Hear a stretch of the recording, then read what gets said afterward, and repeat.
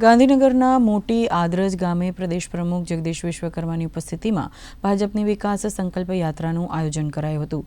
ઉવારસદ બેઠક પરના ઉમેદવાર લક્ષ્મીબેન ઠાકોરના સમર્થનમાં આયોજિત આ સભામાં અલ્પેશ ઠાકોર, રીટાબેન પટેલ સહિતના નેતાઓ પણ ઉપસ્થિત રહ્યા હતા। પ્રદેશ પ્રમુખ જગદીશ વિશ્વકર્માએ ભાજપે કરેલા વિકાસ કાર્યોને જણાવીને કહ્યું હતું કે ગાંધીનગરથી થયેલો વિકાસ આજે આખા દેશમાં પહોંચ્યો છે।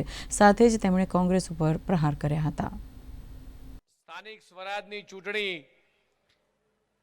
ના ઢોલ વાગી ચૂક્યા છે।